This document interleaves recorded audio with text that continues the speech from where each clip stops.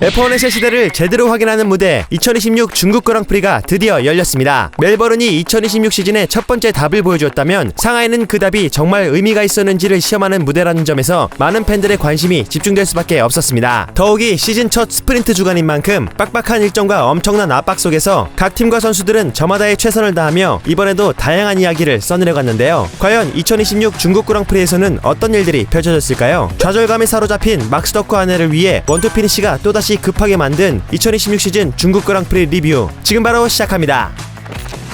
먼저 중국 그랑프리 이야기에 들어가기 전에 중요한 뉴스부터 짚고 가겠습니다. 원래 F1 2026 시즌 그랑프리 일정은 3월 말 일본 그랑프리 이후 4월 10일부터 12일까지 바레인, 그리고 4월 17일부터 19일까지 사우디아라비아에서 그랑프리를 치를 예정이었는데요. 하지만 중동 지역의 이슈가 지속됨에 따라 결국 F1과 FIA는 4월 예정된 바레인과 사우디아라비아의 두 대회를 개최하지 않기로 공식 발표했습니다. 시즌 개막 전부터 여러 대체 개최지가 검토되기도 했지만 예정이 없던 대회를 갑자기 준비하기에는 너무 빠듯한 일정이었던 만큼 주최 측은 결국 4월 중에 별도의 대체 레이스를 넣지 않는다는 입장을 밝혔습니다. 이에 따라 원래 24라운드였던 2026 시즌은 사실상 22라운드 체제로 줄어들게 됐고, 해당 그랑프리 기간 동안 동시 진행될 예정이었던 F2, F3, F1 아카데미 일정 역시 진행되지 않게 됐습니다. 그 여파로 일본 그랑프리 이후 4월 일정이 통째로 비게 되면서 5월 1일부터 3일까지 열리는 마이애미 그랑프리 전까지 약 5주간의 공백이 생기게 됐습니다. 갑자기 방학 생기면 좋은 거 아님? 하지만 이건 단순히 일정 2개만 빼면 되는 그리 단순한 문제가 아닐 수 있는데요. 초반 흐름을 잡아야 하는 팀들에게는 개발 시간과 정비 시간이 더 생기는 반면 기세를 이어가고 싶던 팀들에겐 오히려 리듬이 끊길 수 있을 뿐만 아니라 포인트 획득 기회가 줄어드는 만큼 추격의 기회 역시 줄어들 수 있기 때문이죠. 현재 메르세데스가 시즌 초반 주도권을 잡은 상황에서 과연 이 공백이 어떤 팀에게 유리하게 작용할지도 올 시즌 굉장히 중요한 관전 포인트가 될 것 같습니다.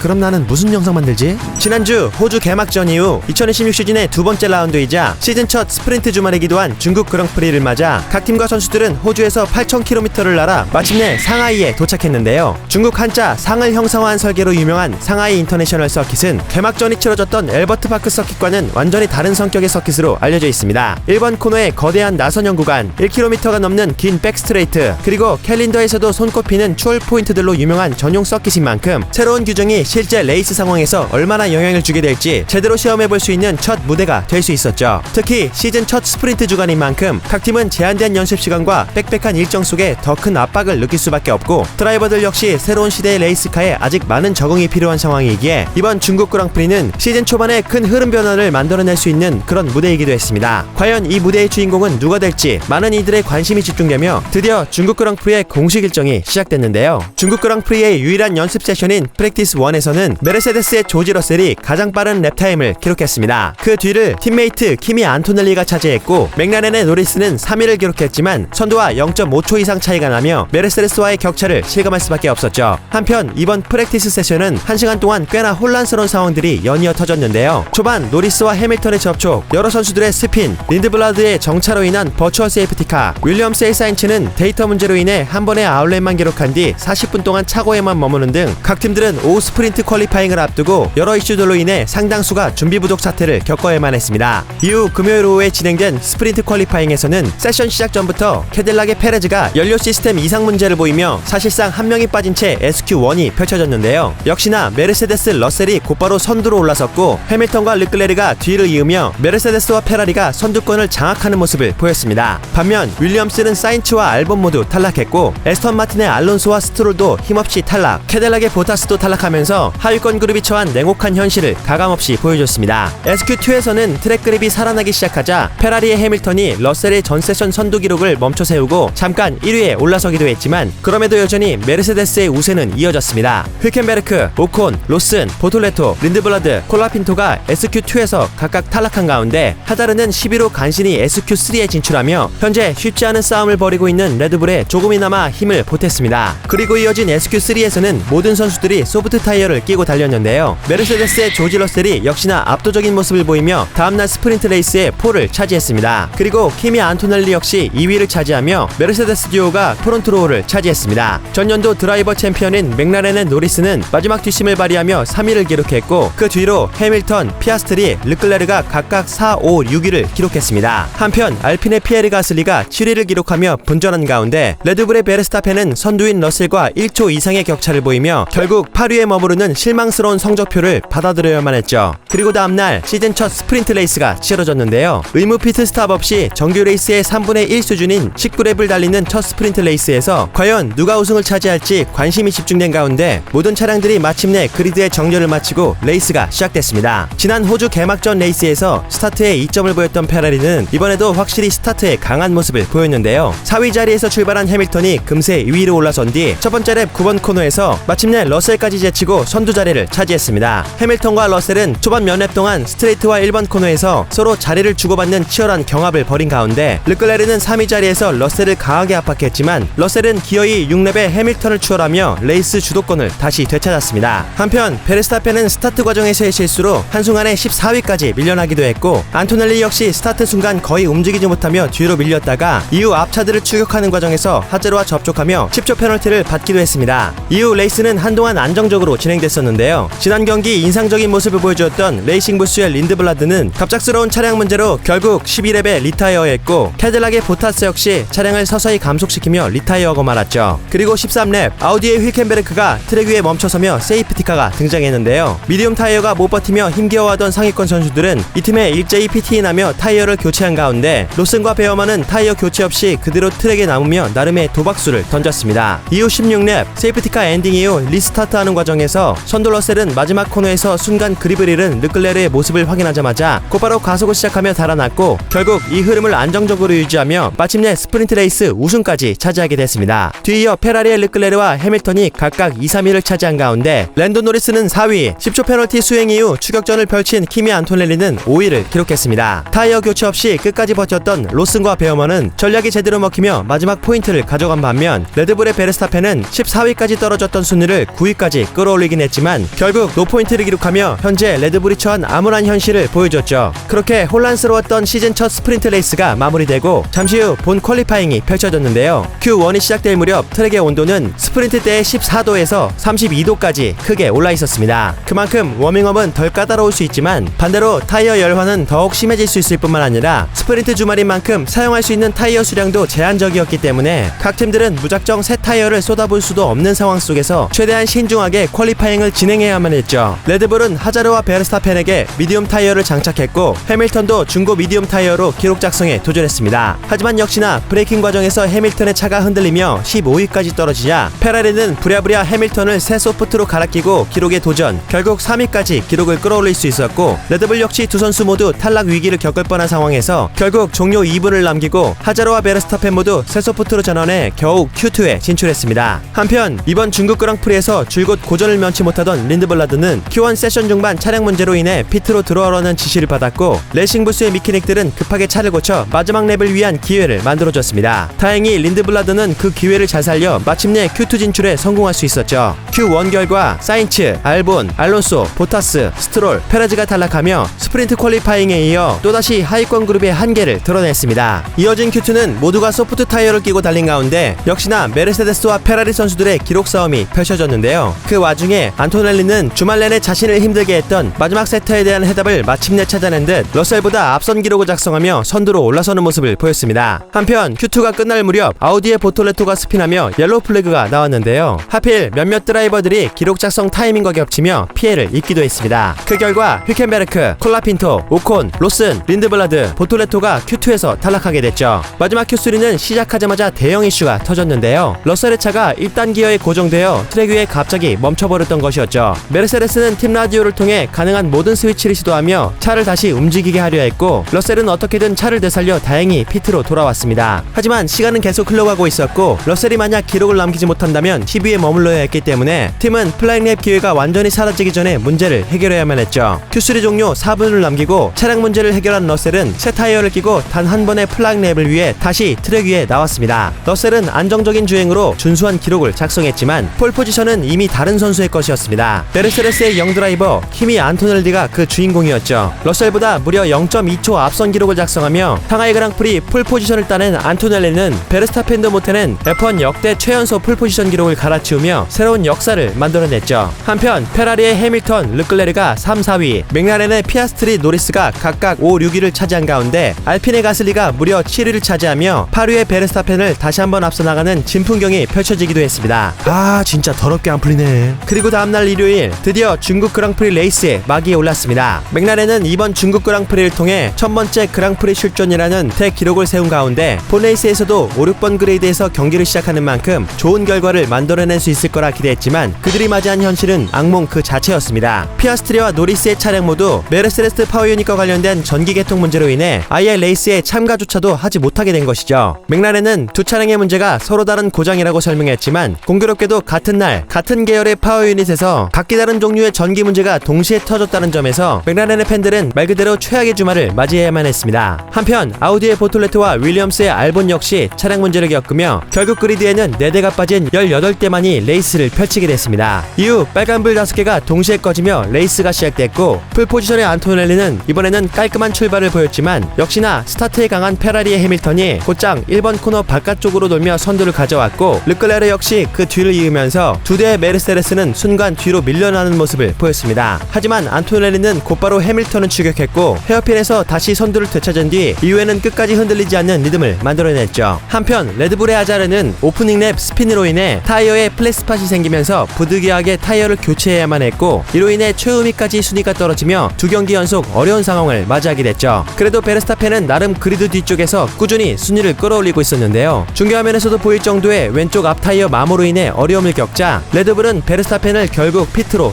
불러들였습니다. 그런데 바로 다음 랩 에스턴 마틴의 스트롤이 스피드한 뒤 다시 움직이지 못했고 세이프티카가 나오며 상황이 급변하게 됐죠. 아직 포인트권에서 달리던 모든 드라이버들은 즉시 피트레인으로 들어가며 사실상 공짜 피트스톱 기회를 얻었지만 정상적으로 피트스톱하며 시간 손실을 입은 베르스타펜은 결국 14위까지 떨어지는 재앙을 맞이하게 됐습니다. 한편 콜라핀토와 오콘은 그대로 트랙 위에 남아 오래된 하드 타이어로 버티며 전략적인 승부수를 던지는 모습을 보였죠. 새 하드 타이어로 교체한 안토넬리는 금세 선두 자리에 복귀했고 이후 경기 중반에 접어들자 안토넬리, 해밀턴, 르클레르, 러셀 순으로 선두권의 흐름이 어느 정도 정리가 되는 양상이었습니다. 경기 중반의 하이라이트는 페라리 듀오의 치열한 팀메이트 배틀이었는데요. 25랩 즈음부터 르클레르가 해밀턴에게 따라붙었고 두 사람은 여러 코너에서 나란히 달리며 수시로 자리를 뒤바꿨습니다. 그리고 티모도도 양보도 없는 치열한 배틀이 한동안 이어졌죠. 하지만 4위 자리에서 페라리 내전을 지켜보던 러셀은 앞서 달리던 해밀턴이 배터리를 소진한 틈을 정확히 파고들어 단숨에 추월에 성공했고 두 랩 뒤에는 르클레르까지 넘어서며 2위로 올라섰습니다. 한편 순위를 끌어올리기 위해 고군분투하던 베르스타펜은 갑자기 파워 유닛 이상을 겪으며 차량의 속도를 늦췄고 결국 46랩에 리타이어하고 말았는데요. 호주에서 하자르가 비슷한 문제로 멈춘 데 이어 레드불 진영은 개막 2경기 만에 또 한 번 신뢰성 문제를 겪으며 쉽지 않은 시즌 초반을 보내게 됐죠. 또한 에스턴 마틴의 알론소 역시 리타이어했는데요. 그래도 지난 경기보다 훨씬 더 많은 랩수를 달리고 차의 진동도 조금은 완화된 모습을 보여줬다는 점에서 팀에겐 나름 고무적인 경기 결과였습니다. 경기 후반 1위를 달리던 안토넬리는 클린에어 속에서 7초차 선두를 유지하며 타이어를 관리했고 결국 레이스 우승까지 차지했는데요. 그의 F1 커리어 첫 우승이자 역사상 두 번째로 어린 그랑프리 우승이라는 대기록까지 작성하게 됐죠. 안토넬리는 경기 직후 인터뷰를 통해 눈물이 날 것만 같다. 이 꿈을 이루게 도와준 팀에 정말 감사하고 싶다. 이탈리아를 다시 정상으로 올려놓고 싶었는데 오늘 우리가 해냈다. 스타트가 쉽진 않았고 중간에 플랫스팟 때문에 심장이 철렁하기도 했지만 그래도 결국 잘 마무리할 수 있었다라며 소감을 남겼습니다. 그리고 조지 러셀은 2위를 차지하며 메르세데스는 또 한 번 원투 피니시를 달성했는데요. 그는 경기 직후 인터뷰를 통해 키미에게 정말 큰 축하를 보내고 싶다. 첫 우승은 언제나 특별하기에 그와 함께 포디움에 서게 돼 정말 기쁘다는 소감을 남겼습니다. 한편 페라리의 해밀턴은 3위를 차지, 특히 페라리 이적 후 첫 그랑프리 포디움이라는 점에서 많은 티포시들을 흥분하게 만들었습니다. 해밀턴은 경기 직후 인터뷰를 통해 먼저 키미에게 정말 축하한다고 말하고 싶다. 나는 정말 오랜만에, 아니 어쩌면 지금까지 중에서도 가장 즐거운 레이스를 펼친 것 같다. 샤를과의 공정한 휠트윌 싸움은 정말 멋졌고 우리를 이런 위치까지 끌어올려준 페라리의 모든 분들께 감사드린다. 덕분에 팀이 좋은 기반을 갖게 됐다며 소감을 남겼습니다. 한편 팀메이트인 르클레르는 4위로 결승선을 통과한 가운데 하스의 베어먼은 지난 경기에 이어 또다시 5위에 오르며 하스를 무려 컨스트럭터 4위 자리까지 끌어올렸고 알핀의 가슬리는 6위, 콜라핀토는 10위로 들어오며 알핀의 2026 시즌 첫 더블 포인트 피니시를 기록했습니다. 시즌 초반부터 온갖 차량 문제로 고생하던 윌리엄스의 카를로스 사인츠는 페라리는 9위로 결승선을 통과하며 팀의 시즌 첫 포인트를 안겼습니다. 개막 2경기 내내 페이스에서 고전한 팀이었기에 사인체의 포인트는 더욱 의미 있는 결과로 다가왔죠. 세이프티카 직전 피트스탑으로 시간 손해를 떠안았던 레이싱 부스의 로스는 레이스를 끝까지 잘 끌어가며 14위에서 7위까지 순위를 끌어올린 덕분에 팀의 소중한 포인트를 안겼고, 반면 아우디의 휘켄베르크는 나름 괜찮은 레이스 운영을 보여주었지만 피트인 과정에서 필건 고장으로 16초짜리 피트스톱이 발생하며 사실상 포인트 경쟁이 끝나고 말았습니다. 마지막으로 캐딜락은 보타스가 13위, 페레즈가 15위로 결승선을 통과하며 첫 더블 피니시를 기록했는데요. 포인트와는 거리가 있었지만 이제 겨우 두 번째 그랑프리 주말을 치는 팀에게 가장 중요한 건 완주 그 자체였던 만큼 캐딜락에게 이번 중국 그랑프리는 대단한 성과로 남게 됐습니다. 이렇게 상하이에서의 그랑프리 일정이 모두 마무리됐는데요. 이번 주말을 통해 F1 2026 규정의 진가를 제대로 확인할 수 있었습니다. 여러 랩에 걸쳐 이어진 휠투휠, 한 번의 추월로 끝나지 않는 치열한 공방, 그리고 그 안에서 드러난 드라이버의 판단과 팀의 선택까지. 아직 이 시대의 레이스카는 느리고 불안하고 완벽하지 않지만 적어도 레이싱만큼은 분명히 가능성을 보여줬죠. 또한 이번 주말을 통해 각 팀의 분위기는 더욱 극명하게 나뉘었는데요. 메르세데스는 역시나 가장 압도적이었고, 페라리는 그들을 가장 가까이서 압박할 수 있는 유일한 팀이라는 걸 확인했습니다. 해밀턴은 레이스에서 다시 웃기 시작했고, 무엇보다 19살의 키미 안토넬리가 보여준 우승은 F1의 새 시대를 이끌어갈 새로운 영웅의 화려한 등장과도 같았습니다. 반면 맥라렌과 레드불은 속도보다 더 무서운 신뢰성이라는 문제를 마주하게 됐는데요. 디펜딩 챔피언 팀과 현 세대 최강 드라이버의 부진은 새로운 규정 앞에서는 모두가 시험대에 오를 수밖에 없다는 걸 명확히 보여줬습니다. 야, 이러다 막스 F1 떠나는 거 아니야? 지난 두 경기를 통해 2026 시즌의 윤곽이 어느 정도 드러나고 있는데요. 여러분들은 이번 중국 그랑프리를 어떻게 보셨나요? 댓글로 여러분들의 감상평을 남겨주세요.